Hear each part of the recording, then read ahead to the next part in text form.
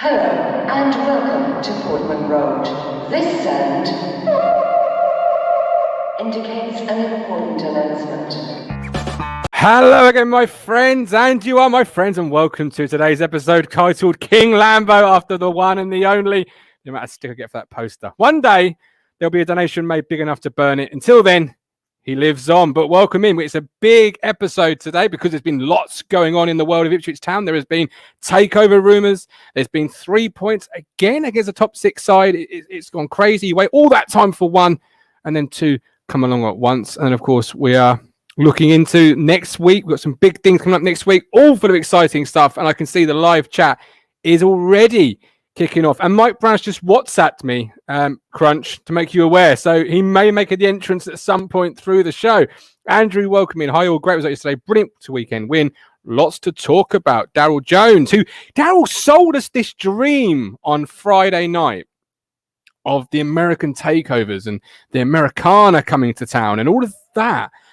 And I'm looking forward to hearing one of our guests' thoughts on that today, because I was like, it was almost like the monorail scene at The Simpsons. I was really bought and taken with it, and I want to run with that this afternoon. Victoria, welcome in. George, welcome in. Callie, welcome in. Welcome to you all. And thank you to you all, before I bring in Matt and Rich, to all that has watched this week. Over 10,000 people have watched our content this week, and I truly am blown away by that number. I honestly can't thank you enough. So first of all, let's bring in our resident media mogul. He is the one who told you about Lee Cook back in the summer. He knows it all, this man.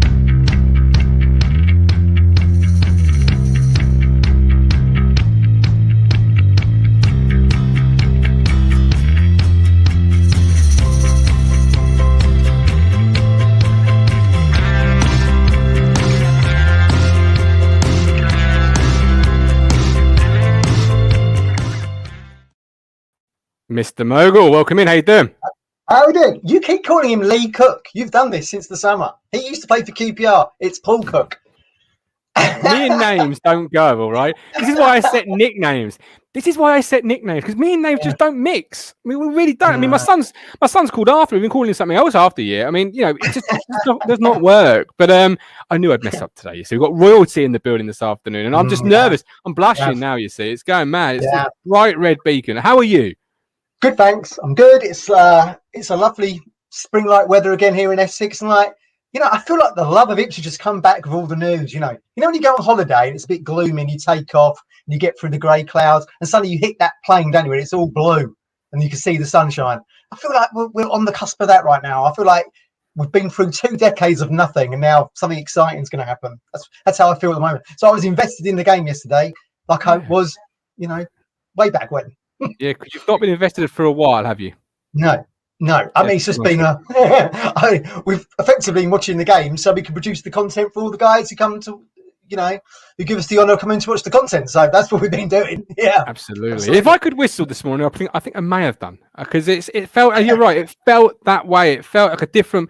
It's almost the momentum wave has come, and it's taken Ipswich Town. We're suddenly flying. A couple of points outside the playoffs. Yep. New owners, maybe the Evans gloom is being lifted. I don't know. Before we get into it, let's bring in the hard truth. Let's get some.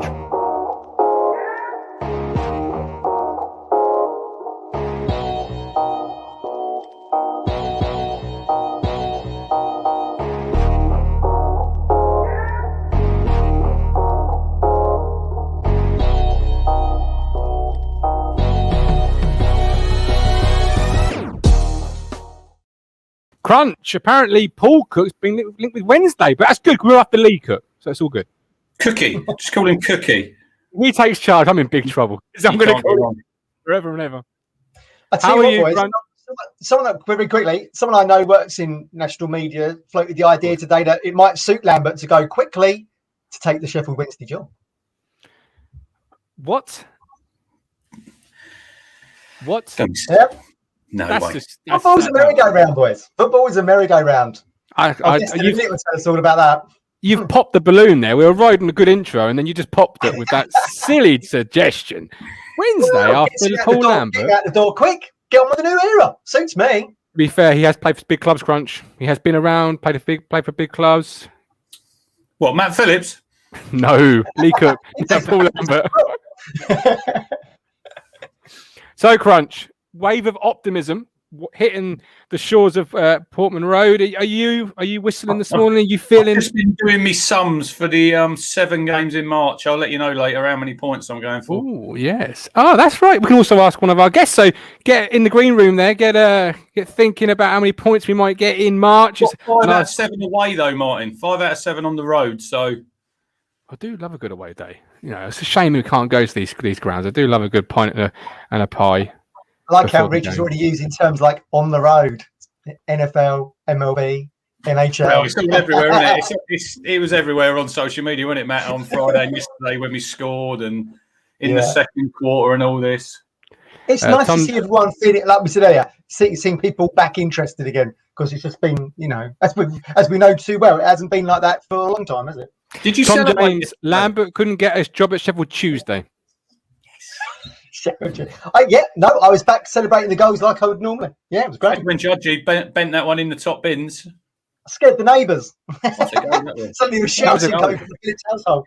That was a great PAT, as they would say. That was a big American football fan myself, so I know the terminology. And some of the stuff on Twitter yesterday, it was quite clear some fans have never seen a game of American football, let alone what half of it means. The club, when they put on the official site, it was like Ipswich v Doncaster, and it looked like the US flag, didn't it? That was quite funny. I like the feature they're doing. It started yesterday. They're doing the pre-match thing, and Dan Palfrey was no, it was Jacob actually. He's got some mad hair, Jacob Henderson. He was interviewing Luke Hyam, and they're going to do it every pre-match. Big shout out to Luke Hyam today. I know I mentioned him yesterday on yesterday's match day ticket, but again. Have you got a moment or a memory of Luke Hyam, guys? I gave mine yesterday, the one at Watford where he crashed the bar, and I've got a memory. I was in. Yeah, go on. What was it? One against Doncaster. I think it was Doncaster at home when we needed to win under Mick, and we had we set up with Luke Hyam, Cole Scouse, and Jonathan Douglas. What a midfield trio that was. And Pace, agility, aggression. That had it all, Matt. He was a good player. I like Luke Hyam, and it's right what he said. He's played for his hometown club. He played nearly 150 games. You can't knock him. You can't knock him for that. I always remember my memory of him, Martin, was away at Norwich when he wasn't playing, but he was at the game and he was in the concourse before the game, and it was absolute carnage. That's what you want as a fan. I remember that goal he got at Wigan on TV. That was a decent little finish. Obviously, the Alan Judge incident sort of maybe clouds his rep a little bit, but look, the chant that used to come from the fans, Luke Hyam, he's one of our own. So, I mean, what more could you ask for from like a homegrown player? Fantastic to have Portman Road singing your name, isn't it? I said last summer, and I was really sort of slated for it. I said he's better than John Nolan, twice the player of John Nolan. John Nolan wakes up wishing he was as good as Luke Hyam, and I still stand by that. I really do. Luke Hyam was a tidy player. 50 games, Martin, in the Championship.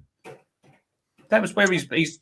He didn't do a lot of Southend. I know he's obviously got the back injury, but you can't knock him. Look, he would walk into our midfield at the minute if he was fit. Right, Darryl Jones. For our Europa League campaign, I'll bring in Thirsty Tuesdays, $1 beer in all the new fan zones. I like the idea of this. Right, let's bring our guest in, shall we? Before you do that, Martin, you said American hot dogs weren't very nice yesterday. It depends where you go, and it depends what. You've not had one up a vendor on the corner of New York? They're unbelievable. It depends what meat you have in the middle of the buns. All right, it really does. You can't just have any old thing in the middle. This is the issue. Indeed. When you go to Aldi or Lidl's in this country now, you get these. Lidl's? What? You ain't seen my bills, mate. You ain't seen my bills. This thing don't pay for itself. I went to New York 2 years ago. I remember for breakfast, Matt, out there, I had steak and eggs. Ooh. Oh, spot on. Don't have to do food, don't they? Me and Kate were talking American food before the show, and we were. Okay. Yeah, because I love American grub, but just it depends where and what you go to. Callie was messaging Kate about samosas earlier. I mean, apparently Callie had some stuffed paratha yesterday. I mean, I didn't get any, and I hope someone's winging its way to Stone Market, Callie, because I love a bit of stuffed paratha. Right, let's cut jibber jabber. We've got a fantastic guest lined up. She's a pro. We're not, so let's live and go. Matt, you sent me a video that I think you want me to play before I bring this guest in, right? It's about. Oh, I don't actually know what it's about. I can't make out of why you sent it to me, but you have. This video, so this is Fortuitous Partners, which is owned and founded by Brett M. Johnson, who's now the the supposed new owner, maybe. How it's going to work, I don't know. And this is their plan for Rhode Island Soccer Club, as they would call it. And this is what they're putting together as a start-up club. Is this on YouTube, Matt? Yes. Yeah, I see something earlier. Can we hear it? No. It's got Kenny G soundtrack. It has. When I watched it the first time, I'll be honest, I did think I would love, and I've also said this for a long time, an out-of-town stadium and this sort of atmosphere and... Yeah. This is very baseball, this bit here, where you've actually got a huge concourse that you can watch the game from. But this is what they've got planned. So this is the kind of investment they've put into these kind of start-up clubs. $1 beers. And as Steve Parry said on Twitter to me yesterday, this is all very well and good. But of course, you know, it's a start-up. With Ipswich Town comes a massive weight of expectation, of course. The history of it. You know, there's no legacy behind any of this other than they're trying to create something and probably get them into the MLS at some point. But, you know, this is kind of the vision they've got. Nice setting, obviously. We can't even play with card at the ground, Matt, at the minute. Yeah, that's always gripes me. I hate that. Yeah. Well, I'm sure you will be able to go forward. This guy's obviously a Town fan already. Look, he's already a bit disappointed. He's always discussed what's going on the pitch. Got a pole there, Matt. Yeah, it's good. I'll be there. That'd be me. I can't swim. No, I can't swim. No, it can't swim. Oh, I'll teach you. Don't worry. Can't swim. Get your armbands out. But yeah, this is a little bit. And there we go. So Rhode Island. There's actually quite a lot of competition for clubs, soccer clubs, they call it, in that area. They feel like they could put together a facility that will get people coming to watch them once they're formed properly. So there you go. That's one of Brett Johnson's projects. Okay. Are we ready to bring our guest in who has lived in America and knows a bit about what's going on, etc.? Are we ready? Should we bring quarter to 10 in Singapore? I know I've held her on too long. I do apologise. Kate, welcome in. How you doing? I'm very well. What a lovely introduction. Thank you so much. Firstly, massive honour to be on the podcast right now.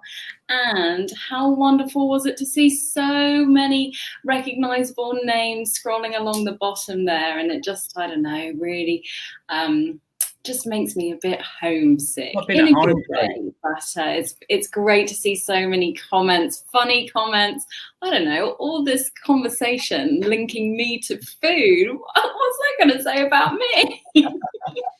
So where do you rate the American hot dogs, as I was slaughtered for it? That is not my jam. No. Sorry. Next question. There you go. You see, Matt? See? It's not just me. But welcome in, Kate. I'm glad you could join us today. I know you're on a different time zone to us, and it's a bit later in the day, and I do really appreciate it. But first of all, what's about Ipswich? Because you're a big Town fan. How often do you get to keep track of what's going on at Portman Road? Yeah, so we've recently moved to Singapore. We moved here in November. Then we had like our 2-week quarantine, and now we're like out in the wild, as it were. Let loose. Yeah, so, and I'll get to why that's important in a minute, because we moved from Philadelphia, which is on Eastern time.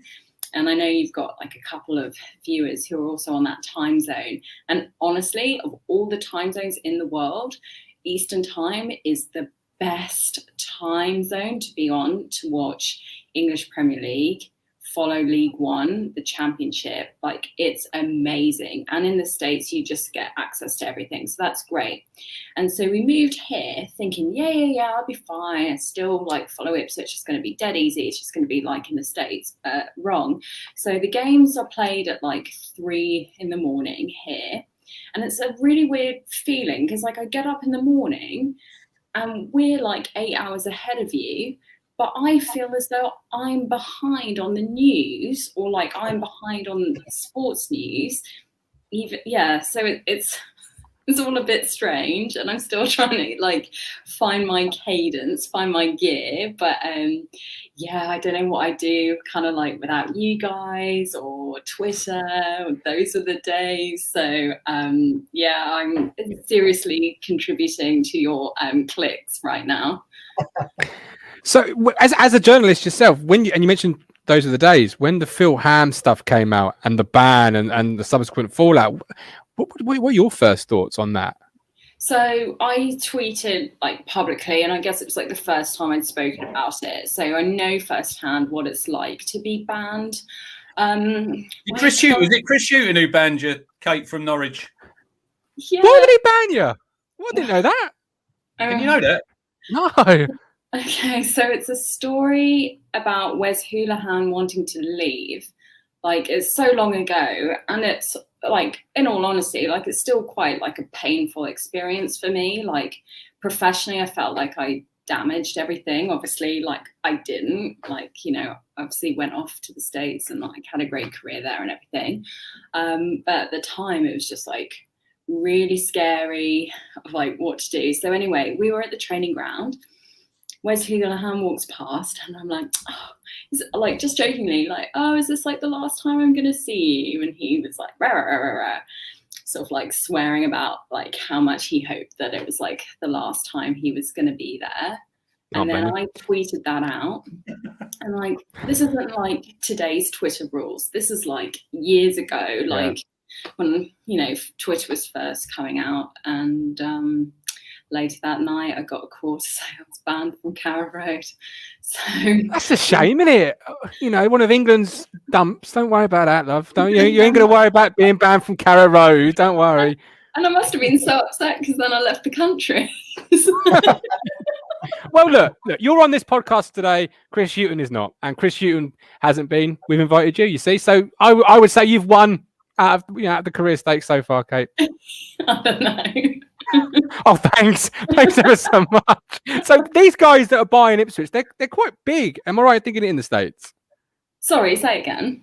The guys that are buying Ipswich, or one of which we know of, Brett, they're quite big in the States. They've really sort of taken charge of a club and made it a new thing, right? Yeah, it's like really, really impressive. Like, I've had a look at like Brett's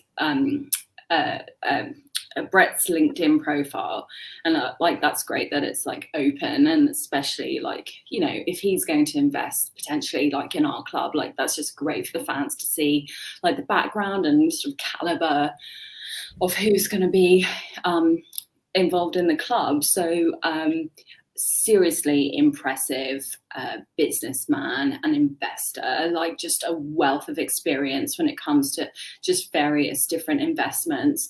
I think the key for me is not only is he like very successful in terms of his like private equity group and sort of buying businesses and developing businesses, but he has also been massively successful in the sports business side of it as well. So obviously, like, running a club is just like a very niche thing. So in 2016 they were awarded the United Soccer League club in Phoenix. It's called Phoenix Rising. In 2017, Frank Yallop, didn't he, Kate? Yeah, it's really impressive because like then like in 2017 they ended up, so that's like the division, like the championship underneath the Premier League, and so they got an Eastern Conference and a Western Conference, and they ended up getting to the quarterfinals in their first year of the Western Conference. Now this year, do you know they actually played 16, they won 11, do you know they made it all the way to the final of the USL championship game. They were supposed to play Tampa, but the game got cancelled because several of the Tampa players and staff members tested positive for COVID. So like my heart just sort of kind of like breaks for them. Like, you know, they came from nothing and they got all the way there within like just a couple of years. So that's really frustrating. But yeah, going back to Brett, like just really impressive. You look at not only like is he experienced in like running like the sports side of things, like he's also involved in companies that are good for the community, that do good in the community, like his involvement in TerraCycle, like that's all about sustainability, recycling, good for the community. I think a club like Ipswich, where like it is local people, it's not like people coming in from all over, it's like a club for the community. We're very much like I know most people would say, oh yeah, like we're a big family in our club, but I genuinely do think that about Ipswich. Like we are a family, just like our geography and everything, and what's happened, like I guess the mismanagement over the years, like we've all bonded over that. And I feel like he understands the community. Look, we just saw like the rendering of like this new project in Rhode Island, like all that around the stadium, that's to help the community, that's to bring jobs to the community, that's to help enjoy the match day experience. And whilst like, okay, so match day experience in the US is like very different to like Saturday afternoon, 3:00 kickoff at Portman Road. Like I lived in Atlanta, and I've seen firsthand like how that MLS franchise just blew up, and how like it's amazing how like from literally nothing they could get like 80,000 fans in their stadium, like more fans in their stadium for an MLS match than like Falcons on a Sunday, which is just like absolutely crazy. And so I just like, it's really hard not to be excited when you look at Brett's resume and you look at like the other people he's surrounded himself.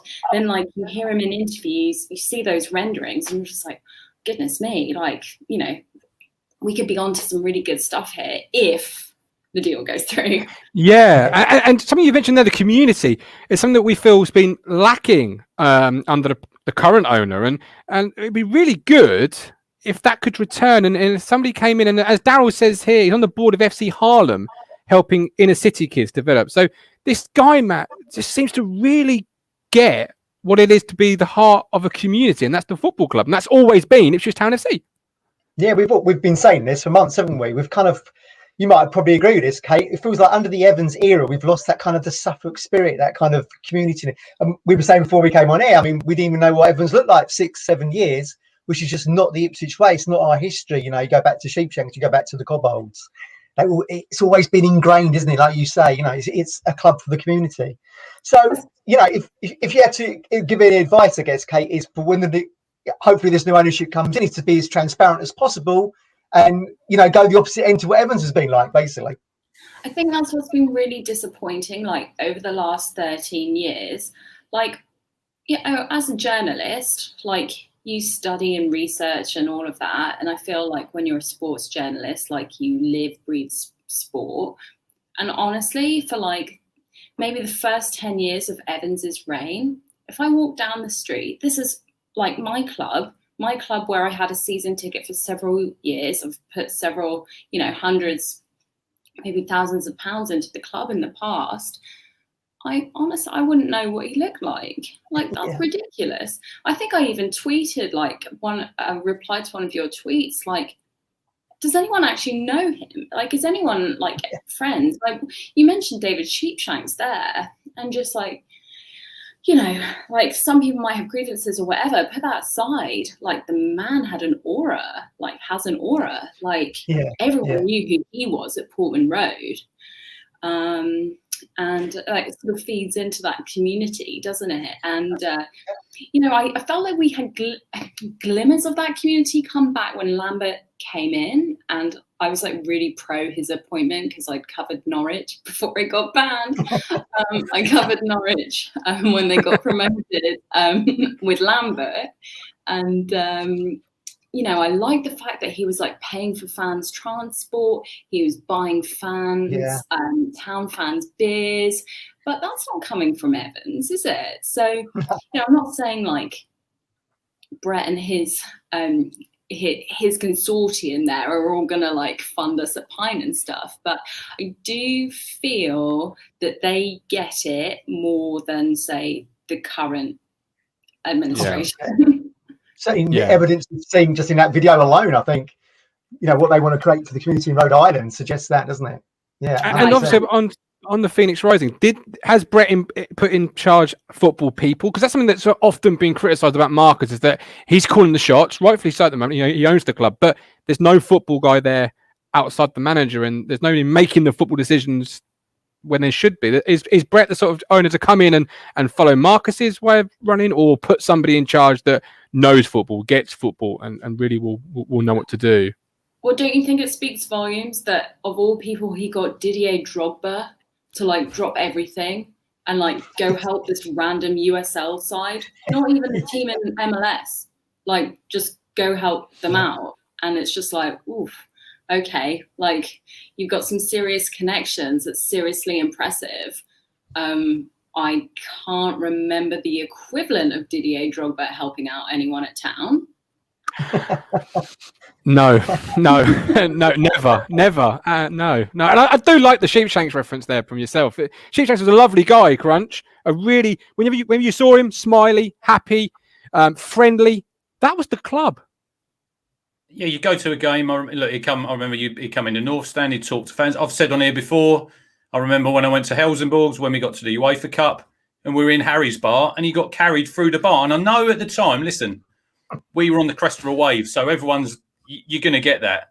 But he got, like Matt says, he was that Suffolk spirit. He got what Ipswich Town was, and we've lost that, and we haven't had it for since Evans has been there. And I've not got a problem with Marcus running the football club if he put the right people around him. But we've had Ian Milne, Simon Clegg, we've had Lee O'Neill. But it's like Matt said, the last real decent football person away from the owner was Derek Bowden. Yeah. You've seen what he did with Essex. He came out of football, went into cricket. Essex has been a sleeping giant in that sport for a long time. Suddenly they're getting promotions. They're winning titles, both in the 4-day and the 1-day stuff. So it'd be nice to see him back in the fold somehow if that was available. I don't know. This is doing nothing for me and my excitement. I was already bouncing off the walls, and now I'm like, just get him in charge now. I want this experience. There's been lots of talk, Kate, about the American experience of game day, and people have put into their different suggestions of what they want and whatnot. What do you think would translate well from the American game day experience into the UK game day experience? Okay. I'm going to start with what I don't like, and then we're going to end on a positive of what I think works, if that's okay. Sounds good to me. Yeah, absolutely. So I hate pumped-in crowd noise. Oh, amen. That's like nails down a chalkboard. So I've said it. Let's get out of the way. So one thing. So we lived in Atlanta for like 5 years, and then we moved up to Philly, and both. Atlanta was as passionate about soccer as Philadelphia is about the Phillies and Eagles. So that was a really nice thing to see, because I felt like everywhere I could go, people would hear my accent and then we would just talk about football, and that was the international language, and that was just really fun. So one thing that I got introduced to in Atlanta was tailgating, and on summer nice days I could see tailgating at Pullman Road, and I guess you have a bit of that with that practice pitch and the kids and the mums and dads hanging out at the back. So that's really nice. I like tailgating, that's really fun. At the stadium in Atlanta, you just had really fast internet, so if you needed to check the other scores, you weren't getting irritated by that. So that's not even get the tannoy working right at Portman Road, Kate. An important announcement. Things encouraging people, encouraging families. So it was to go see Atlanta United, it was $33 an adult, and then when you got there you could have a drink, a meal, and maybe a program, all for $10, and it's just these things have been priced right so that a family of 4, a family of 5 can actually have a day out, and then those kiddies are the next generation going forward. I thought that's really clever. I like that.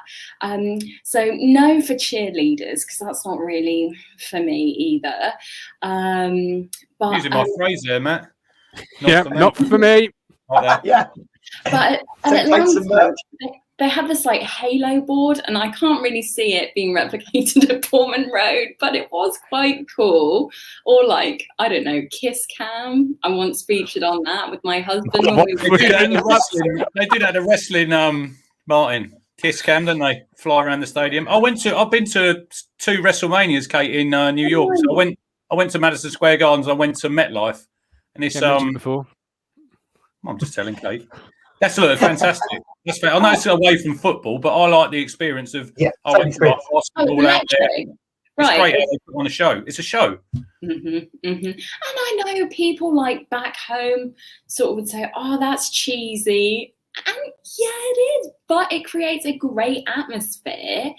It really worked in Atlanta. I didn't think I would enjoy going and watching MLS football as much as I did, but I loved it. And just be so nice to have like the fans re-energized and fans genuinely excited about like not just going to the games because lockdown's been lifted, but like just going because like they love the way the clubs run, or like it's their club again. It's theirs. And I think at the moment program pie and the game, but £100. I mean, it's all priced, especially for a third tier football club. It's all priced incorrectly. Here's one for you, Kate. Do you think we should get used to the idea of Portman Road having naming rights? Ooh.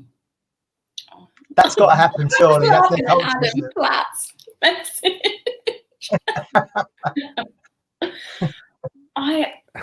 So it kind of goes back to like my point about the community. Like if it was, I don't know, the whatever brand Portman Road, they'd probably be a bit mouth sick, right? Yeah. I mean, most states have that, don't they? I know. I'm a Cubs fan in baseball. I know Wrigley Field is still just Wrigley Field, but of course that's already associated to the chewing gum people. But I feel like it's probably gonna. I feel like that probably happened. Maybe something we've got to get used to. We had Andy Holt on from Accrington on Thursday, and even Accrington have got naming rights behind their ground. So it's the way forward. It might be, and I know the traditionalists will be like, ugh, and I've got like a foot half in that camp. It's always me too. But you still call it Portman Road, didn't you? You mentioned the customer experience is missing at Portman Road. We know that, but obviously yesterday we played, and I want to get your thoughts on yesterday's game and what you felt of. Look, we've beaten Hull and we've beaten Doncaster. We've all this time for a top 6 win, and we've got 2 in the same week. Has Lambert turned the corner? I've called him King Lambert at the start of the show because that's a running joke. But what's your take on yesterday's game? Are you asking me? I am, yes. No, because the game was like at midnight my time. I saw we scored 1 goal. Then my baby woke up. I had to feed him. Gosh. And then I came, and then I think I woke up at 2, saw that we won 2-1, and I was like, oh, good. And then slept until like 8. So I don't think you should really ask me about like the game. All I heard was I listened back to Radio Suffolk's phone-in show. That tends to be like a guilty pleasure of mine. And yeah, but the fact that we're like 2 points off the playoffs is ridiculous. It's kind of like ridiculous that I'm happy about that, but it's like also a bit ridiculous that we're in that situation. Yeah. Someone said, I'm so pumped for this to happen, but then I'll be so devastated if it doesn't. Like that's how I feel as well, Matt. I want it to. How about Andy's record arena? Says Stephen. Yeah, I mean, it's interesting what Kate says there actually, because if you go back to the 2 seasons we've had here in League One, right? We were top for ages whilst going into some kind of relegation form, and still probably didn't dip down until 11th until right before the season was cancelled. We've gone through another lean spell here, and we're still 2 points off the playoffs. It just goes to show that even though, you think the dream has gone, you ain't going to get in that top 6, ain't going to get in that top 2. And anything could happen in League One, I feel, because like you go through these absolute lean periods and you're still in touch with the squad we've got. Yeah. Poor How division, good would it be? Poor division. When you look at it, Peterborough just won 5 games and they've gone top of the league. And this is where I said the other night when we won, you need to back it up, and we did yesterday. But we need to do it again on Tuesday when we go to Accrington. To get anywhere, we need to win 4 or 5 games on the bounce. There's no good going to Accrington, getting a draw, playing Gillingham Saturday, losing, because we'll be back down in 10th or 11th spot, and we'll all be doom and gloom again.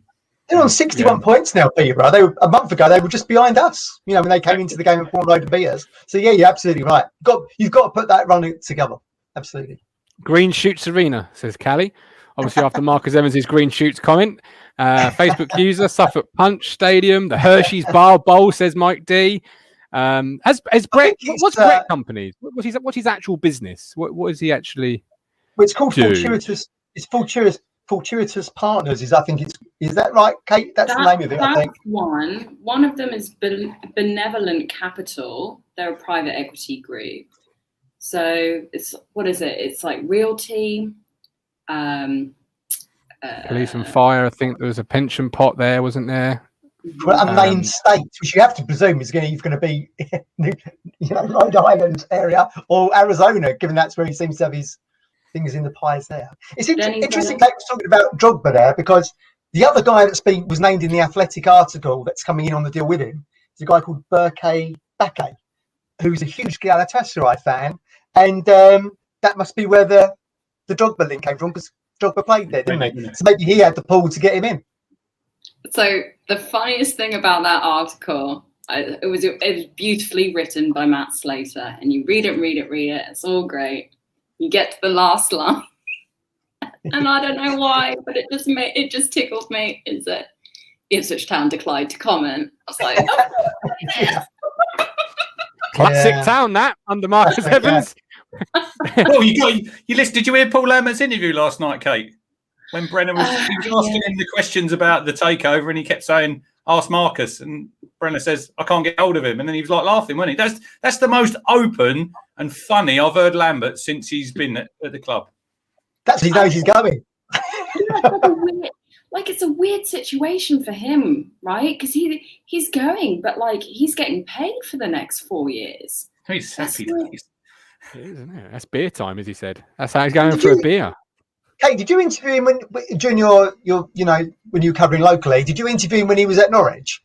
Yeah, and I loved working with him, and so it's really weird. The professional side of me, I am indebted to Paul Lambert, because obviously I was covering Norwich and they were League One, and then promoted to the Championship straight away. Amazing story career-wise for me. Great, put that down. Great experience. And then obviously promoted to the Premier League, 3 years in the Premier League. And then honestly, and I have said this to the man, I do sort of credit him with helping me get to Sky Sports, because had Norwich not been in the Premier League, I don't think Sky would have been interested in me. But because how did that make you feel as a Town fan, though, Kate, with your Town hat on? Oh, sickening! But you see, when I listen to those interviews with Brenner, that's not the person I used to interview. Yeah. He was so warm. He was so polite to me. If I bump it, because I was living in Norwich at the time, if I bump into him in Norwich City Centre, he'd come over and say hi, or he'd want to know what's going on in your life outside of the BBC or whatever, and just it is so weird to see. He's a very different person now, and those interviews just don't reflect the person I interviewed for years. Yeah, it was quite weird because obviously Norwich and Ipswich don't play at home on the same weeks.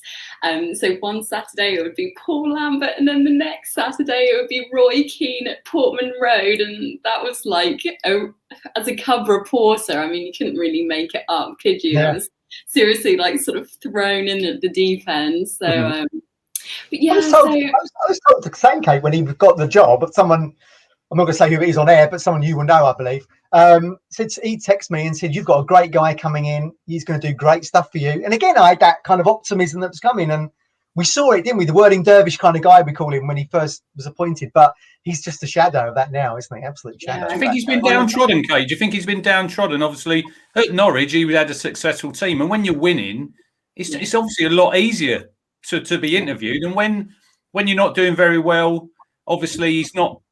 I don't think he's got a great relationship with the owner. I don't think he has, because you just got to listen to him last night. Ask Marcus if you can get hold of him. So does he have a line of contact, obviously, with him? We don't really know, because we don't really know what goes on, do we? But it's weird, there aren't open lines of communication with Lambert and the press. And, that's not, if I was a football manager, that's just not how I'd manage it. You need the press on your side. Well, it's easy for me to say, because I've been that member of press for a long time, for over a decade. So I would say that, but it's weird how caustic the relationships have gotten. So disappointing. And also, like, what annoys me is, like, I feel like Paul is such an experienced manager now. Like, the way, like, some of these short answers, sort of flying off the handle, banning Phil for something that was out of his control. Like, who is this person? Like, yeah, it's not the person that I knew many years ago, or worked with many years ago. So yeah, it's a strange one being a fan and listening and watching these days. The rumour is that he's grown paranoid, Matt, isn't it? The experience of leaving Norwich, going to Villa, and then everything in between to here has shifted him a little bit from that persona to a more like when Stuart Watson said, "I've been talking within the club," and he who.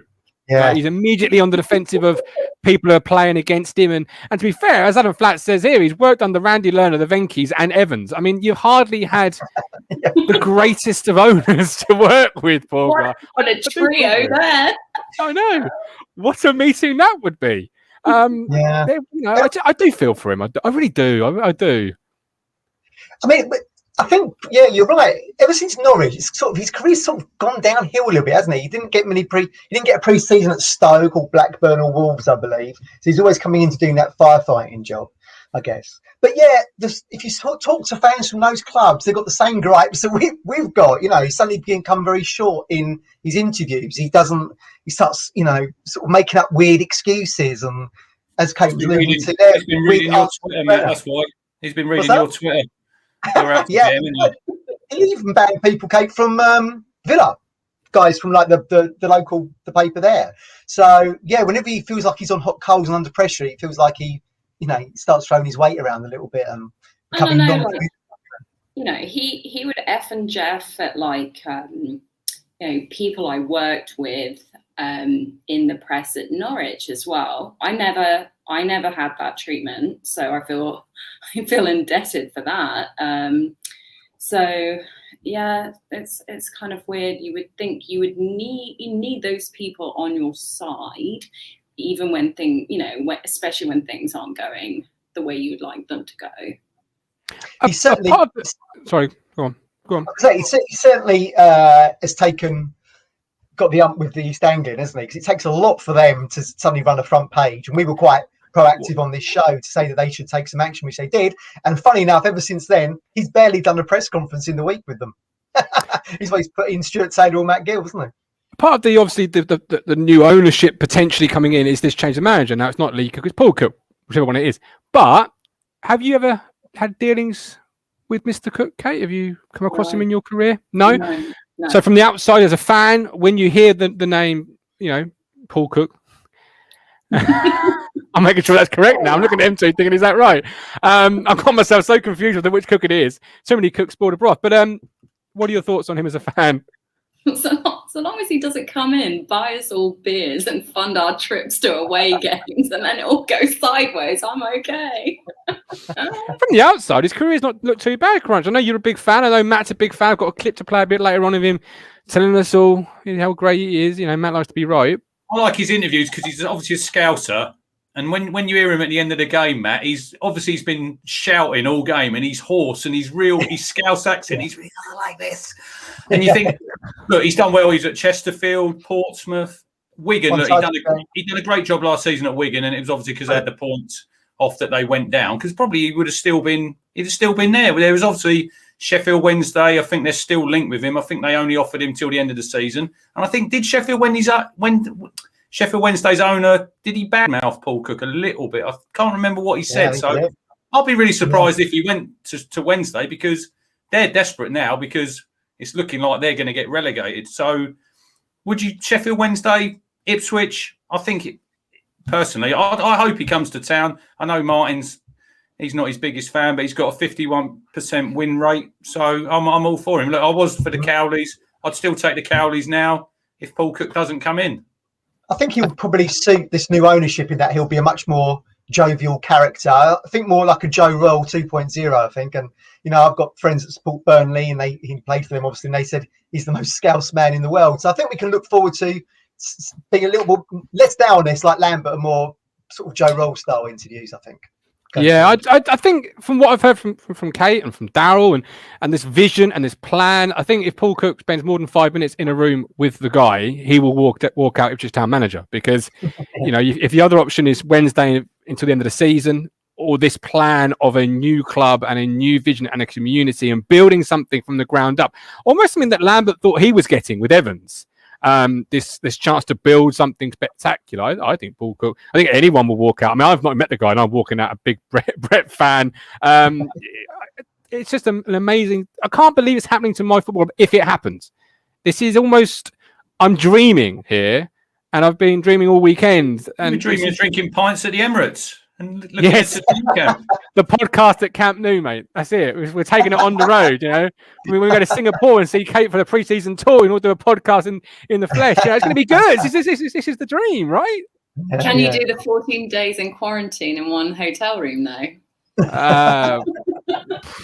No, I can't stand you more than 2 minutes. So no, the answer is definitely not. But okay, it's been a real honour to speak with you and talk football with you. And I know it's 20 past 10 your time now? It is. I'm so sorry to have kept you past 10. Where's your town shirt, Kate? Where's your town shirt? Come on, show us. Here it is. There you go. Relegation shirt, that one. Fantastic. Sorry. Absolutely. We really appreciate. Oh, it's been an honour. Thank you so much. And just fingers crossed, I really, really hope it happens. It would be peak Ipswich if it doesn't. Yeah. That's what I'm worried about. But then Paul Lamb yesterday almost confirmed it. He said, "I'm 99% not going to be here when the takeover goes through." He didn't even really throw any water on the fire. In fact, he put some more petrol on it. Yeah. He lit it even more. And I couldn't, when I was getting the comments fed through to me because I was doing the match day ticket, I couldn't believe what I was reading and what I was hearing in my headset. I was like, "What?" He said, "What?" And to be honest with you, we sit here going, we're so used to things that are happening at Ipswich and nothing going on and not winning anything and not getting promoted, just getting relegated. Our fan base deserves this, in my opinion. We've stuck by this club. We kept them off when they were relegated. All we've been given, we've given so much, we've got so little. We deserve this as a fan base, absolutely. Absolutely. I think also, before I go, I think you've probably heard enough from me. Definitely not. I just think it's firstly, I think it's really weird how we all know about this potential deal. That's just a bit strange how that's all come to fruition. I sort of heard rumors last week and I was sending off text messages in the middle of the night to my friends in Phoenix saying, "What have you heard? Who is this?" And texting my friends who are commentators in MLS saying, "What's all this? I've heard this," and they didn't know. And then I think it's really weird that Brett followed and liked that Ipswich goal. I was hang on a minute here. And then, I also think it's really weird that Marcus Evans is willing to write off the 100 million pounds in debt. It's that's a bit mental, but this is it. It's dreamland. It's dreamland stuff. There you go. Callers on it. I reckon Marcus leaked it to take pressure off. Nick, think that's why I think it's a dual pie in the sky. Macca, Kate, that's great. You've been on today. Up or down? You got a lot of love in the chat, Kate. Everyone absolutely loves you and wants you on every week. So, I mean, I'll send him your agent a message and see what we can do. But you it's been an honour. I've been really homesick of late, so it's been lovely. Genuinely, from a fan point of view, but also personal point of view, obviously really tough being away from my family and new mum and stuff. So just Has your son got an Ipswich baby grow yet? Because I know you were looking for one. Thanks to Granny in Ipswich, yes, he's got a long sleeve and a short sleeve. So yeah, their baby stuff is poor. There's not great range. When I was buying for my son. That's your calling. Come on, design some. Your son tomorrow. Go. Well, yeah, absolutely, and I'll make sure Kaz gets really on a real pleasure. So take care, and hopefully come on again soon. Thanks, Kate. Thanks a lot, Kate. Thank you, Kate. All the best. Thank you. Bye. So yesterday there was a game. We won again. Postman delivered again there. Yeah, you did. Well done, great guess. That's time you Matt. Come on. Yeah, Matt's got to put his finger out, hasn't he? Yeah, surely. Yeah. So the game yesterday, let's really unpack that. A big win, against a top 6 side, now 2 points outside the playoffs. This really, with all that chat there about the new ownership, the momentum wave. If that happens and we get into the playoffs, these next 4 or 5 months for Ipswich Town Football Club could be the biggest 4 or 5 months in a decade or 2 or more. Yeah. I mean, well, the priority is to get back to the championship minimum, isn't it? That's where we've got to be. As Andy Holt told us on Thursday night, it's such a huge fish in this pond that is League One. We've just got to get out of this. But then, as Andy said, Portsmouth want to get out, Sunderland want to get out, Peterborough want to get out, I want to get out. Do you know what I mean? There's a lot of keeping up there, but we've just got to get in that mix. We have to get in that mix to get out. I agree with you, Matt, what you were just saying. We deserve it. We've put up with a lot of shit the last 13 years. We've had nothing at all. One playoff season, and that is it. We deserve, like yesterday's game. Get in, guys. Yesterday's Fisherman, I'm waiting for you. Yesterday's game, if you look at that, we did have a bit of luck, and I don't think we've had a lot of luck this season in games. Like you were saying, Martin, when we at Sunderland away, the Dazelle sending off the penalty. I know Matt says it was a penalty, but you do need a little bit of luck in football, and it is fine margins. We didn't play fantastic yesterday. I'm not going to sit here and say we were brilliant. We weren't. If Doncaster had a decent striker, yeah, maybe, but we had that little bit of luck. And I think we deserve it, but you do make your own luck in games. But I did say back there, you have to carry it on now Tuesday at Accrington. You've got to go there and get a result, another win, and you've got to keep that snowball effect going and just build it and build it and build it. Because there's games coming up we can take points from. They're a funny club, Donny, because you remember the 0-0 last season in the sun at Portman Road, and they just lost Marquis, haven't they? Had gone to Portsmouth, and I still feel like they're in the same. They're in the same rut there. Yesterday they didn't have a striker, did they? Played a lot of good football, didn't they? I could watch them play. They played a lot of good football, but not a lot at the end of the pitch. That's why it's been their identity, isn't it? You might remember when what was his name? Sean Driscoll was the manager there. They come down and played some really good stuff. But they just lack a goal scorer there.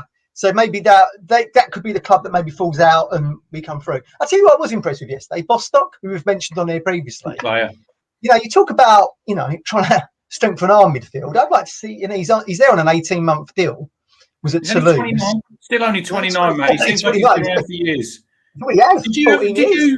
Were you at the FA when he played, when he was like 16? Did he play for England, the youth teams? Yeah, I was on a trip with him. We was in Germany for one of the under 17 Euros, and actually we did an interview with him with the Daily Mail. He was really nice lad, and it felt like he was going to be. He did an interview with Wilshere. Funny enough, it was Wilshere who was the one who went into the Premier League and and played for England, and Bostock who fell away, which was really weird at the time.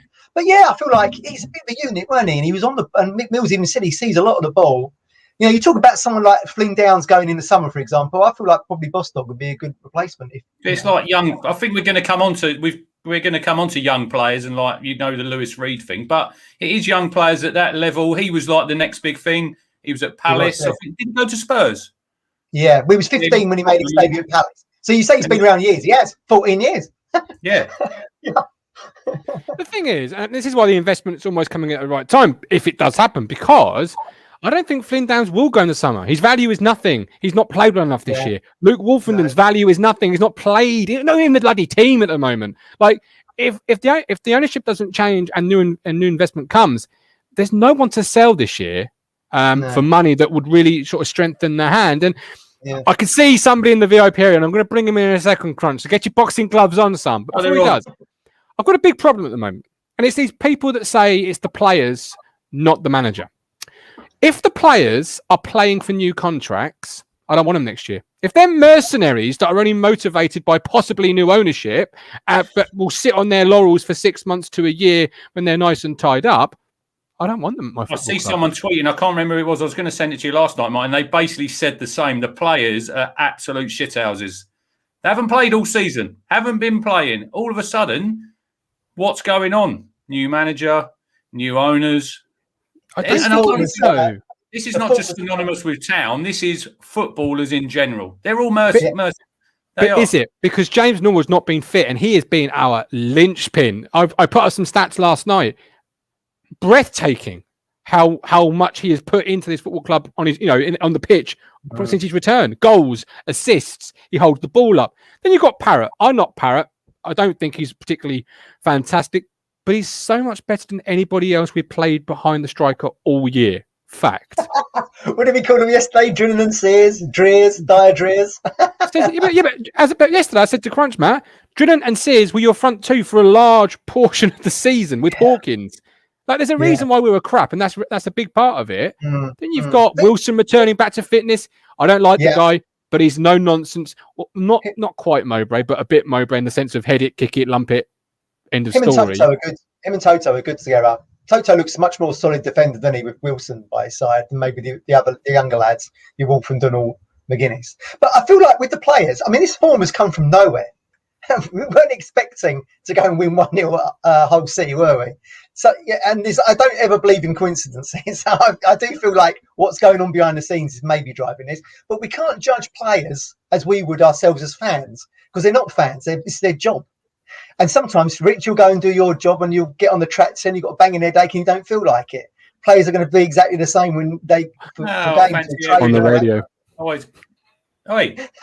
Now, it's interesting when you said about Wilson and Toto, because Mick Mills, he said about Wolfen and McGuinness, they could do exactly the same as them too. It was just the way that Lambert wanted them to play.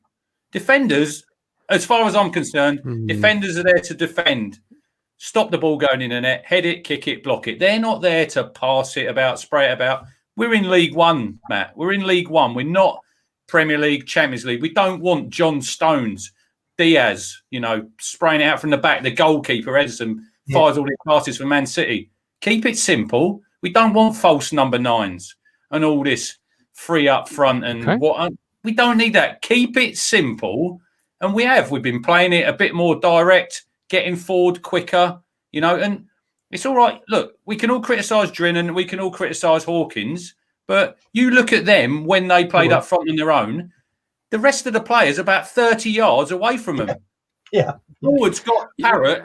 Parrott's there beside him. He's got Judge. They're working all together. And it's also up here between the years, though, Crunch. Adam Flax said yesterday, look at Drinnan.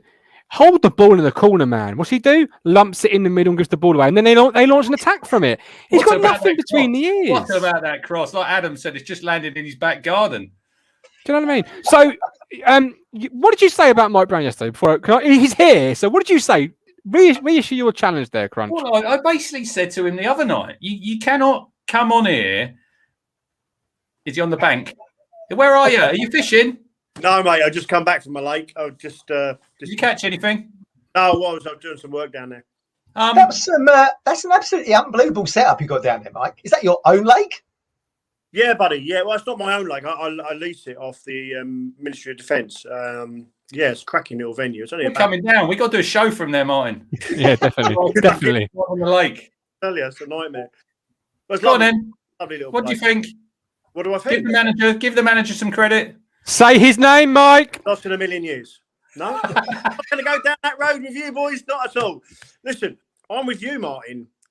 Jesus, someone give me a bucket. I want to be sick in a minute. I'm with you, Maritn, on where the players. I think there's something's happened behind the scenes that we don't know about, and I think that obviously there's come about this takeover and stuff like that. Now, for me, if the players have suddenly said, you know what, oh Christ, we've got to up our game, otherwise we won't be here next season, then quite frankly, I'm on the same as you, Maritn. Get rid. Because where have they been the last 2.5 years under Lambert? Right? Then you've got to look at the situation. Lambert is the manager. He makes the final decisions. He puts in players out there. Why haven't they been performing for him? And some of his tactics and some of his it's been quite embarrassing, as we know. The Northampton was probably the lowest point of every Town fan ever. That game was just absolute turd from the start to the 94th. And not that long ago either, Mike. No, people are forgetting that. Yeah, look positive. Yeah, that's positive. a good one. Can you just go back? Hang on, Mike. Just go back on the screen there. The Adam Flats one. I think he needs to take a lot of credit. Matt Gill.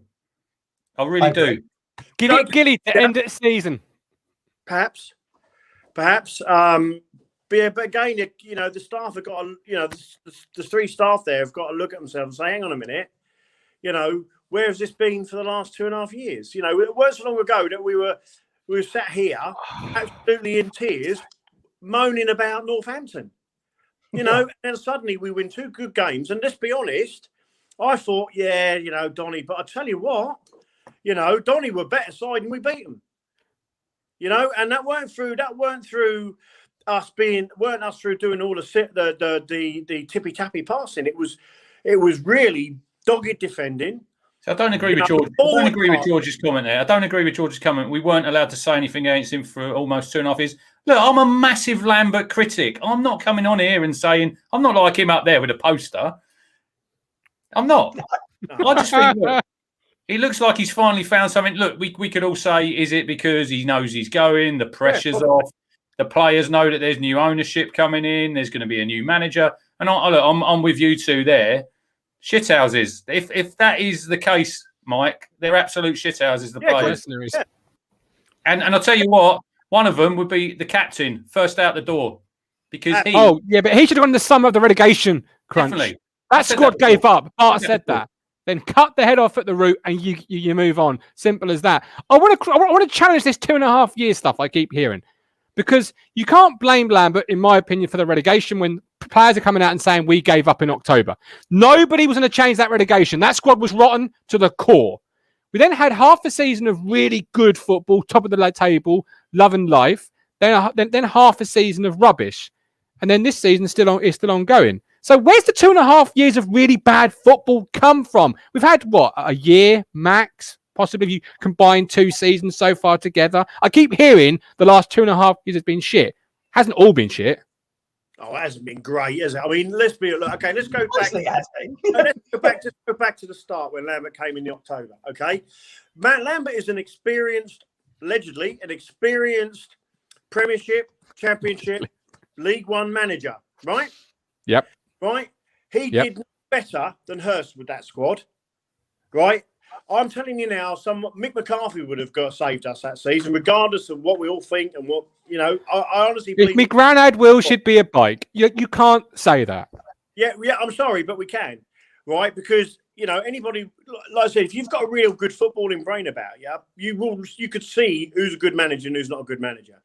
Lambert's never been, we've said it so many times, Lambert has never been the same manager since Culverhouse left him. And that's fact, based on evidence. Yeah.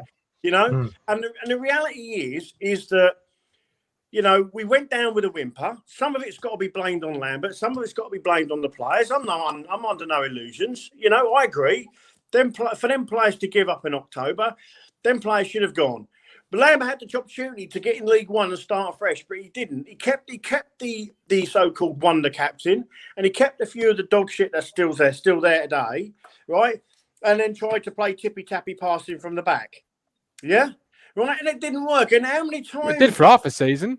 But even when we were winning games, we looked lackluster. Can't say that. Doesn't matter. Absolutely. You play shit for 46 games, win every single one of them. Does it matter? Mike, I was away at Gillingham. We won. We got 27 points in 11. We're all holding hands. Everyone's cheering. No one was moaning about Lambert then. They weren't. No. But there was always that. We weren't playing well. I'll agree with you there. We weren't playing well. We were winning. We were winning games. And if you're winning games, everyone's happy. Yeah, of course they are. But I always felt the manner of the win sometimes were a little bit lackluster. I always felt that with Lambert. I don't disagree. I don't either. To win promotion. I mean, okay, right. Donny yesterday, they were all over us. 73% possession. And if it hadn't been some fantastic defending, some fantastic, effort by our lads, we would have lost that game. 3 months ago, we'd have lost that game. Possession means nothing. Possession means nothing. I know that. What I'm saying when we had all the ball. We had all the ball in a lot of games and done nothing with it. And you'd say yesterday, Doncaster were a mirror image of what we were early in the season. I was never scared, Crunch. I was never scared yesterday. I said to Ben before we went live on the full-time show, we've got this in the base. Not yet. I said, no, we have. What's happened to him? When he was at Grimsby, he was decent. I thought the thing is, he was awful. And Matt, Sir Bobby Robson said this himself, and I think it's actually on camera. I've said what I need to say. It's over to you now. So we talk about Mick McCarthy coming in or whoever coming in that season. Every time those players crossed the white line, it was down to them. They got beat by Reading in the last minute. They fucked that game up. Not Paul Lambert. They capitulated several times in that relegation year. So I really can't ever say Paul Lambert was to blame for that, because those players crossed that white line and did not put it on. That's funny. Funny you should mention that Reading game, that 2-2 with Reading, because that was actually one of Lambert's best performances. I thought that was a much from my memory. That was a much more almost like a bit like the whole game, wasn't it? I'm thinking Millwall when they grabbed it right at the death. Yeah, the 3-2, the New Year's Day one. When two players collided at halfway line and then he went through and scored. They had the big lump up the front. They put Steve Morrison on that game and they couldn't handle him. I agree with you, Matt, about Reading. Preston and Reading, the first two games under Lambert, we should have won both of them games. We drew both of them. It could have been different, but it wasn't. Maxwell in goal. Outstanding game. But you say about like, oh yeah, once the players cross the line, it's nothing that's out of Lambert's control and all this lot. So, and all this lot. So when the players crossed the line in the last two games and won them two games, that's nothing to do with Lambert. It's all to do with the players. No. You can't have it both ways, Mr. Lambert. Not at all. I've always said it's a collaborative effect. You can't. The thing is, Mike, we can't sit here on a weekly basis and say we've lost 2-1. It's all down to Lambert, and then say the players get away with it, and then when we win, say it's the players. It's not. It's a collaborative effect. You set the 11 out, but in the game, as Alan Lee once told me, there will be battles. There will be situations where you've got to go. I've been told one thing, but I've got to do another thing. Mike, players have got away with it for 2.5 years. You wouldn't want them in the trenches with you, would you? Not really, no.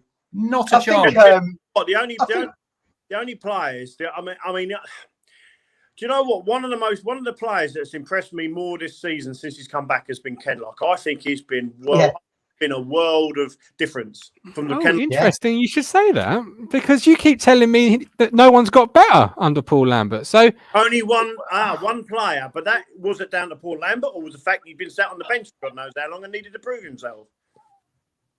Hang on. How's world class £1 million Downs doing under Lambert? How's world class? How's Lancaster doing under Lambert? Ask them boys. How are they doing under Lancaster? Because they're not even, they're struggling to get games. I feel like Frank Bruno right here, Crunch. I walked into that jab, didn't I? Great documentary, by the way. Tyson Bruno. Watch it. I must watch that. I was going to say, I feel like good managers do influence the game. You say that once the players cross the line, they haven't got the influence. But just look at Mick McCarthy at Cardiff. It's on the trot. He had him in 6th place. Was he won 7 on the trot or something? They're 2 points off the playoffs now. He has a massive influence on the sideline. Big good managers with big character have a big influence on the sideline. Absolutely. Yeah. I think Norwood's been the catalyst. I really do. I think, and I always said that. Get your strikers back fit. We'll see what this team's all about. And Lambert, he's been unlucky. Let's be honest. Kane Vincent-Young could have transformed that season where it capitulated. We only needed a few more months of goodness, and the PPG would have worked in our favour. It didn't. Yeah. Vincent-Young hasn't been seen since. New ownership. Might never see him again. If you bring the right owner, right investment, who knows? But Mike, I love you, and I'm going to bring in beat man, Jimmy Bullard. Before we move it on to our goats and things, what do you make of all this then, Jimmy? I've actually changed my mind after listening to Lambert after the match. He has been dealt a bad hand. I know. I mentioned it earlier on. He's had some pretty bad owners. We can't blame him for everything. Are the players playing better because they're playing for contracts? Possibly, maybe not. I don't know. We will never know unless they come out and tell us, which they won't.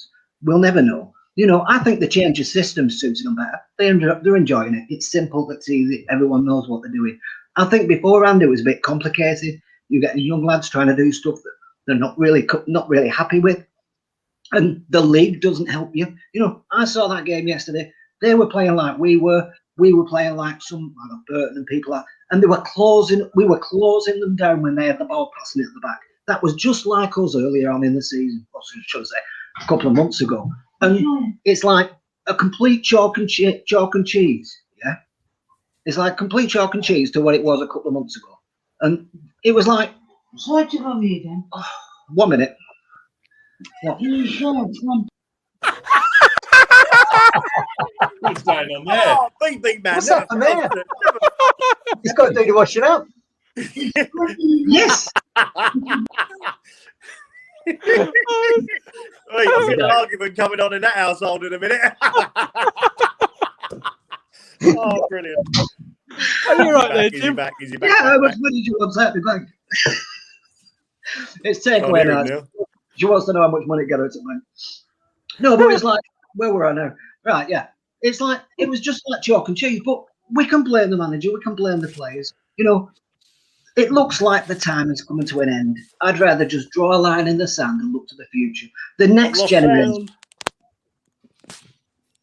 Right, absolutely. So, Jimmy, enjoy your takeaway tonight. I really appreciate you. Mike, really appreciate you. Right, before we go on to the GOAT, we have got some games in March. I want to tell you what the games are, and I want the guys in the chat and yourselves to start thinking about how many points you think this glorious football club under the man, the myth, the legend that is Paul Lambert will get in March. So these are your games to consider. After our GOATs, we will visit this segment. It's Accrington and Stanley on Tuesday. Then it's Gillingham, Lincoln, Plymouth, Fleetwood, Portsmouth and Wigan. That's Accrington, Gillingham, Lincoln, Plymouth, Fleetwood, Portsmouth and Wigan. The two home games, the only two home games are Lincoln and Plymouth. So after this next segment, we want your points for March. Don't forget, the match day ticket will be there every step of the way. Every kick, every whistle, every Lee Anderson, Lee James in Norwood will be there every step of the way. Right, on to let's go for our crunching.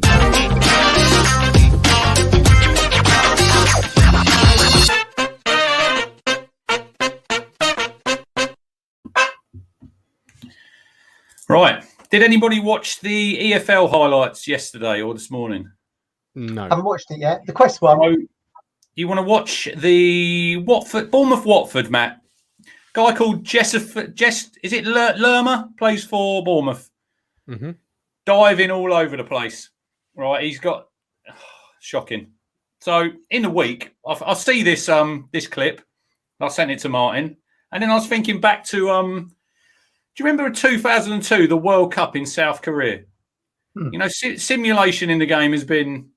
It's still a problem. You know, people diving around. So this first clip was Rivaldo, if you can line it up. It was against Turkey. So right near the end of the game. It's right near the end of the game. He's about to take a corner. Yeah. And the Turkish player is called Hakan Ünsal, was the lad. Here he is, look. Rivaldo. I remember this. There he is, look. Bending down. What's happening? Right, yeah. He hits his thigh and he holds his face. Linesman's literally right there. So he kicks the ball, doesn't he, at him, and he goes down like a sniper's shot him in the crowd. Yeah, it hits him in the thigh and holds his face, doesn't it? So the Turkish guy got sent off. Red card. But Rivaldo, he got fined £5,180, labelled a cheat, but he came out and said, I was the victim. And it's like, what were you doing? So fast forward to in the week, I was looking on the BBC Sport website, and it come from the Guatemalan 3rd Division. There was a clip. Batanicos FC player Rosebin Ramos. And I'll tell you what, I have never seen anything like this. This is unbelievable. The crunch has gone. Have you got it? Or have you got... No, you still got Rivaldo. Still got Rivaldo there. I do apologise. I've lined up the wrong clip. Here it comes. Who even knew there was a 3rd division in the Guatemalan League. So look, is it playing? Guatemalan player hits himself with objects thrown onto pitch. Yeah. What? I don't think it's playing. Is it mine? Should be seeing it. Are you not seeing it? No, we can see it, but we can stop playing. It's just still. It's still. Okay. Sorry. How about now? No. So what happens in Rich? So what happens? You see this group of players over here. Someone's obviously down injured. An object gets thrown from the crowd onto the pitch. This guy walks along, picks it up, hits himself in the face, and throws himself on the floor. I'll post it. I'll put it up on my Twitter later. You have never seen anything like it in all your life. It's just a good job there was no VAR at that game. Because the thing is, his teammate sees it. And you can see the teammate's face like, what the are you doing, you clown? So he actually picks it up, he runs over, picks it up, and goes and falls to the ground. Throws himself on the floor. It's the maddest thing I've ever seen. There was no VAR in that game. And then I'll fast forward to last night, going away from this a little bit. Have we all seen the Lee Mason, the Brighton free kick? What is going on there? A poor referee. That's what's going on there, Crunch. So he's blown the whistle for the free kick. Just before it goes into the goal, you hear him blow it again. And then he gives the goal. But I see today, he was supposed to be the fourth official, I think, for the Liverpool game tonight. Taken off? He's injured. He hit himself in the head with something. But as Paul Merson was saying yesterday, you know if you've blown the whistle. So what was all this circus about? Because you know if you've blown the whistle or not. And he didn't seem to know what he'd done himself. It was a crazy situation. I don't know if you remember, like taking free kicks quickly. You don't have the referee doesn't have to blow his whistle there. If you say to him, "Can I take it quick?" I don't know if you all remember Thierry Henry scored a goal for Arsenal against Villa in the Premier League. Put it down. He said, "Can I take it quick?" Curled it in. So why is he blowing the whistle the second time? Well, Irvin says he can explain what's happened. Irvin, the link's in the chat. I'll drop it again. If you want to come on as a referee and explain to us what your side of it, would love to hear it.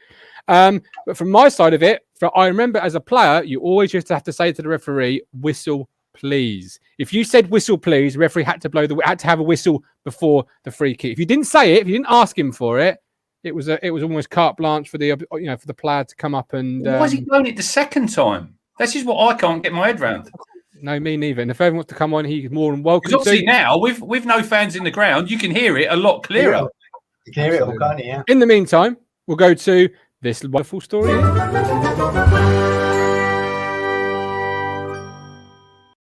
Before you do, Matt, I need to get this in before I forget. Paul Cook would be a great manager for Ipswich Town, I think. Because if you look where Wigan are at the moment, they're on 50 points already in the Championship. So they're going to lose their 12 points, wherever it happens. So they'll go down to 38.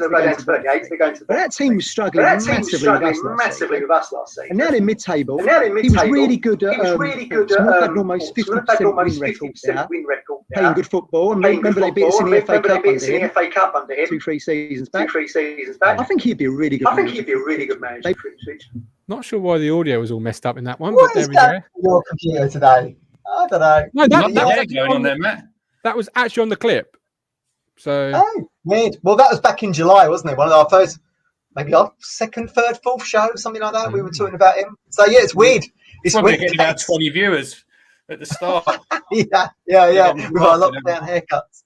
Yeah. So I mean, that's a nice little segue talking about podcasts there, because I was interested this week to see Lennon, of course, has left Celtic.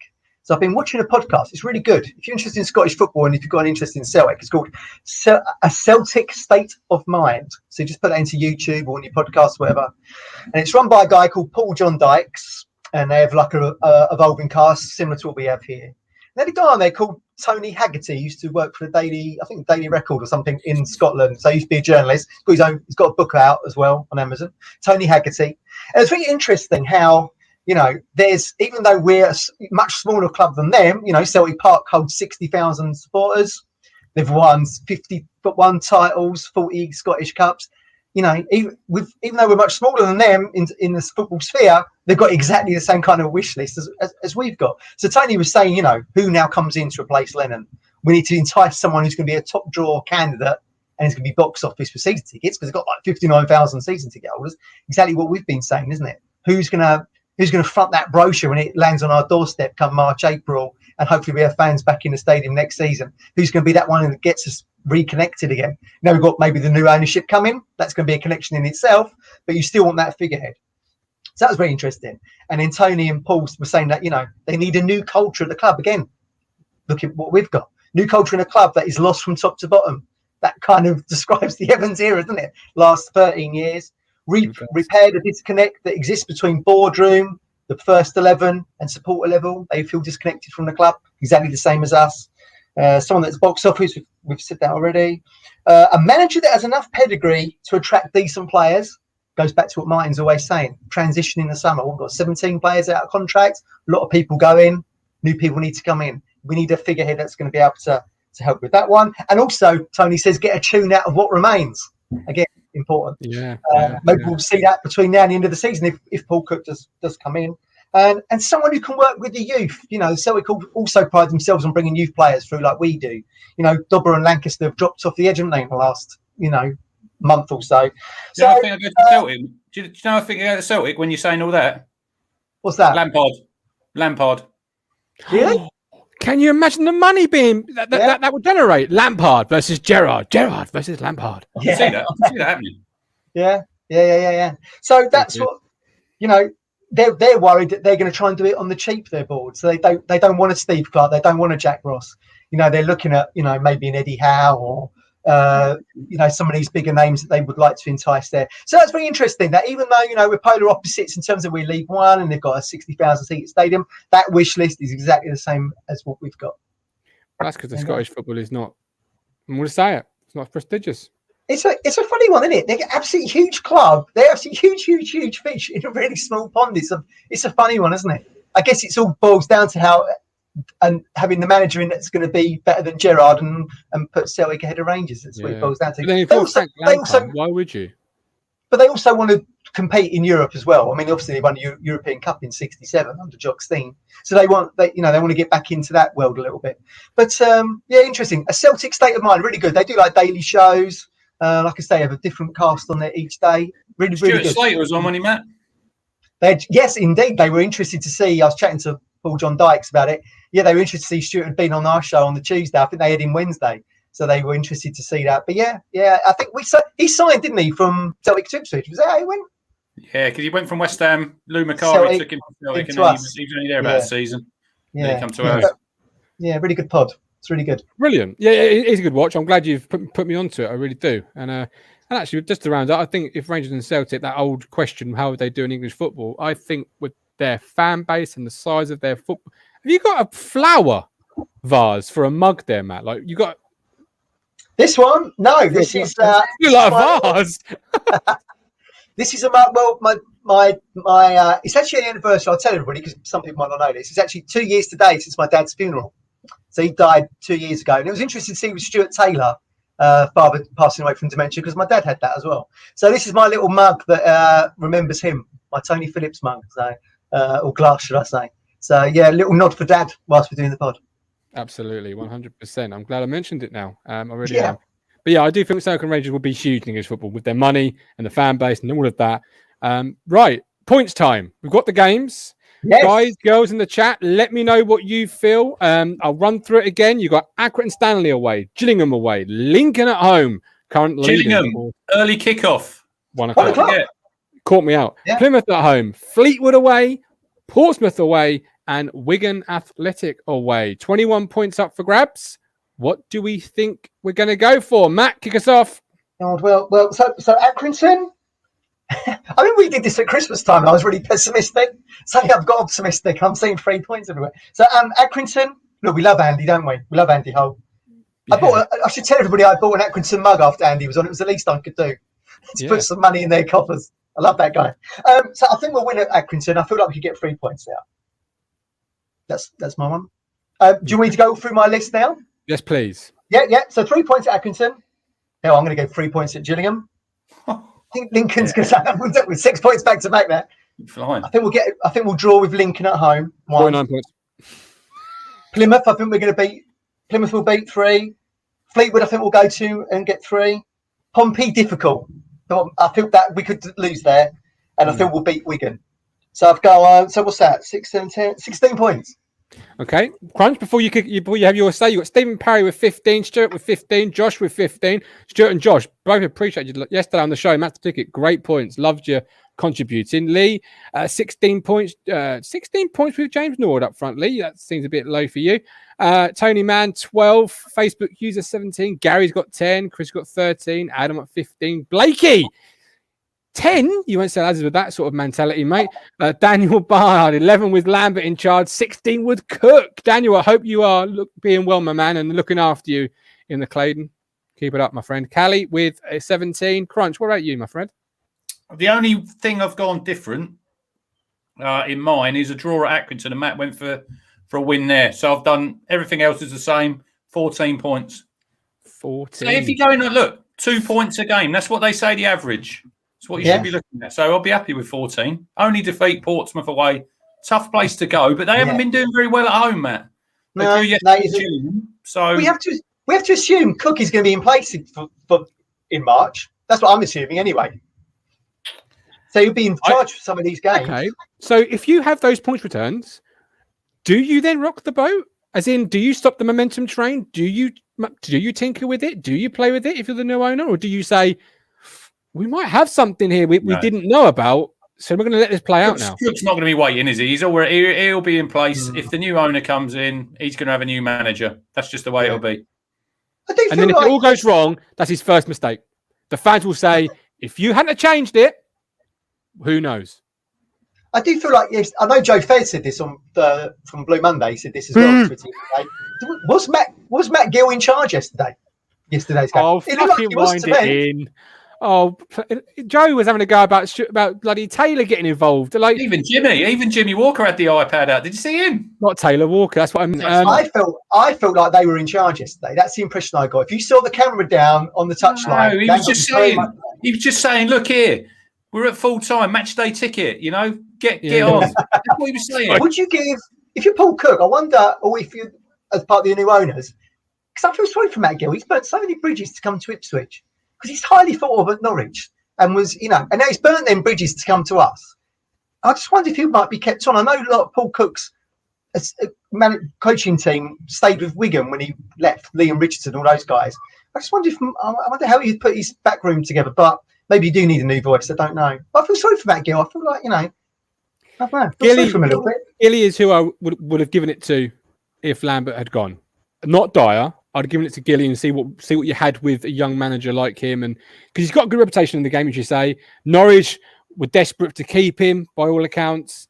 So you would have been better. I know he's not a club legend, but you'd have been better seeing what he could have offered than you would have been going with Dyer. But we've got the club's that's gone now for the time being.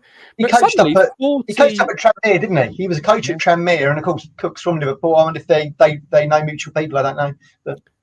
Suddenly, though, my points prediction doesn't seem so far-fetched, does it? We're finishing on 85 points with your 49. Yeah, that was suddenly, really far-fetched. But hang on, if we had the points return anywhere near what you two are suggesting, no, it's not. No, it's not. Well, where did yours go up to then? Was that for the end of the season? Yeah. Yes, I think it was. It? Well, how many points was it? 49 or something ridiculous? 49 points from when we did the show. On 85. 85, Matt, we're finishing on. I think me, you and Phil, we were about 69, 70. Yeah, you lot were boring old pessimistic fools. It was like, we're going to finish 12th. Long way to go. You were just doing all you two. I'm going to do the opposite to them, so. I was providing colour to a show, my friend. Right, my points total for these running games. Ipswich Town, so we're going to step up at least once, probably Wigan away, because that's how we roll. Stanley we'll get a result. Gillingham will get a result, so that's 6. Lincoln will get a point, so that's 7. Plymouth a result, so that's 10. 10. Thank you very much. I was a finance manager, would believe. Fleetwood and Portsmouth give us 6 points there. 16. Yes, so 16, 17 points, I think. Yeah. I think, why not? Why not? We're all feeling optimistic. Well, me and Rich are feeling far more optimistic now, as we alluded to at the front of the show. Now we've got as long as Norwood stays fit, this is. God, yes. If you end up with drilling in March, forget about it. Pack up and go away. Don't even bother. I think I might cancel the ticket shows because if drilling's up front, there's no point even doing it.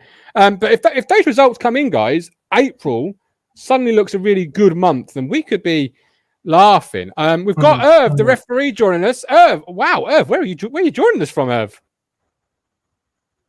Oh, I can't hear Irv. Irv, you're on mute. You're on mute, Irv. You're on mute. Are you on mute? You're on mute. Irv, what are you doing? Can't hear you, Irv. Is that Miami Heat? It is. Where's he calling us from? Oh, Irv. It's like Miami, isn't it, in the backdrop? It does, yeah. It does. We'll try again. Irv? No. Oh, well. Hopefully get him on again soon then. When is Hawkins back, anyway? I'll forget. No. Take your time.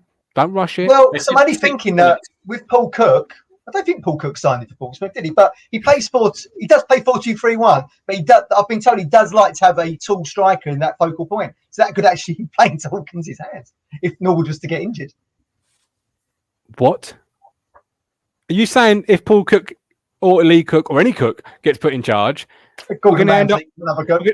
Have you? Hang on, say about that. He's got a new quiz show, Gordon Ramsay. It's I'm not having that. It's not very good. That bring me the wheel or the wall. I'm not having that new one. He's not the right sort of character for it. Let's be No. honest. Right? Weird, You want to see him swearing at somebody and calling them an Yeah, idiot you do. sandwich. You don't want to see him being serious. But whoever's in charge, Hawkins as the did you say focal point?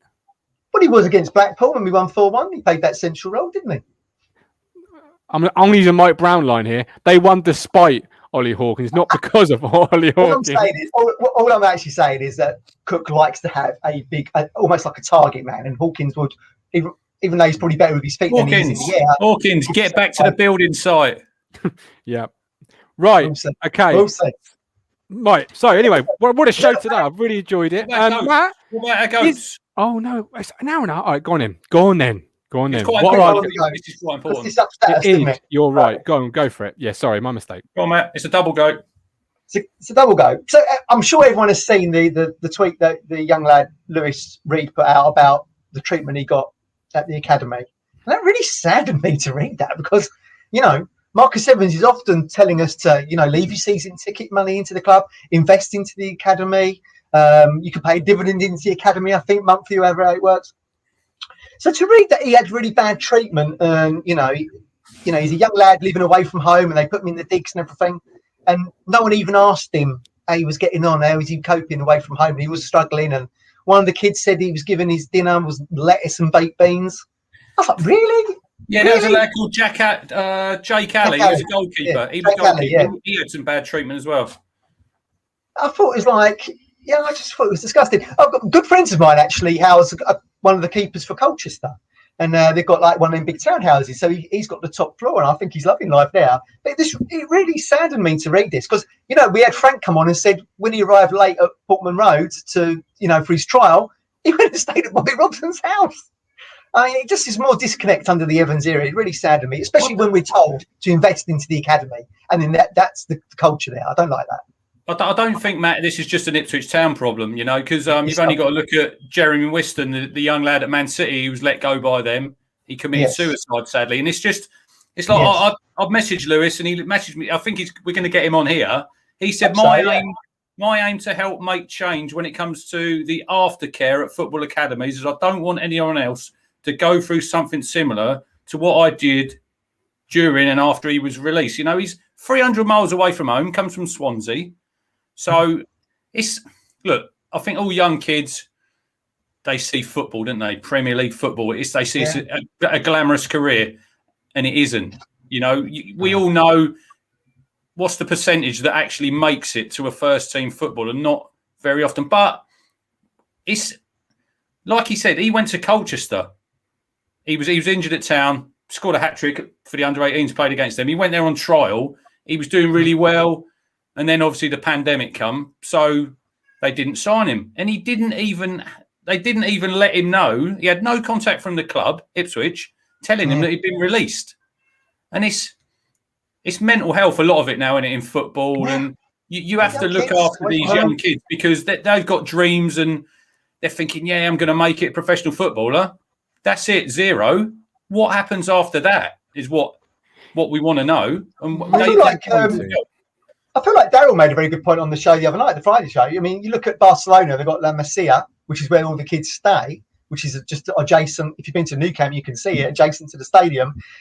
That'd be great if when they come in, the new ownership comes in or something, they could have some kind of residency for these kids. Because I do feel like digs is like sort of more of a 60s, 70s kind of thing, isn't it? You're palmed off into a family in the town.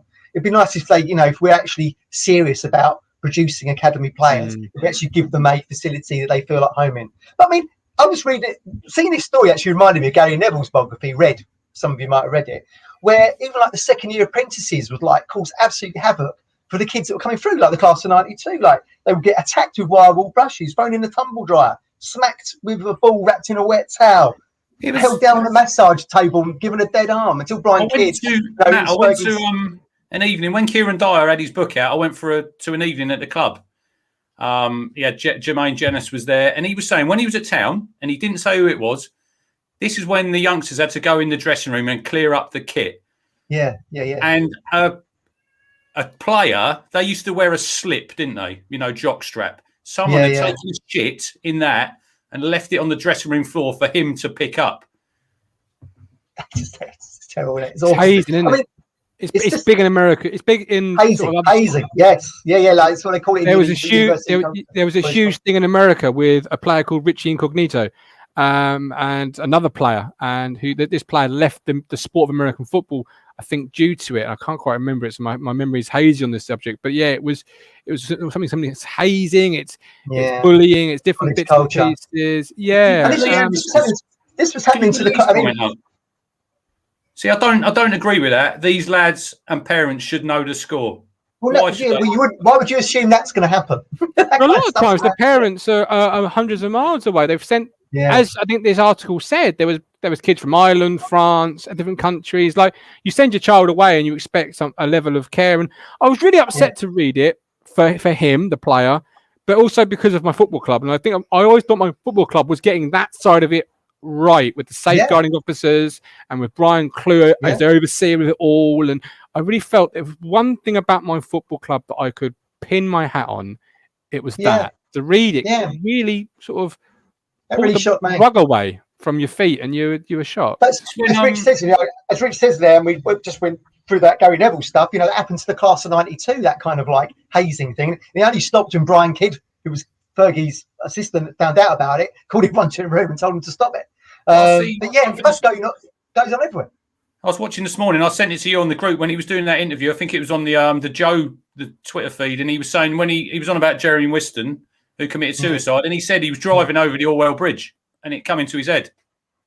And you're thinking, that's very worrying when you hear a young kid of 18 saying that. Sad, isn't it? It's really sad. It's really sad. Yeah. Right. Hour and 38 minutes. What a good show. Kate right at the start. Investment dreams.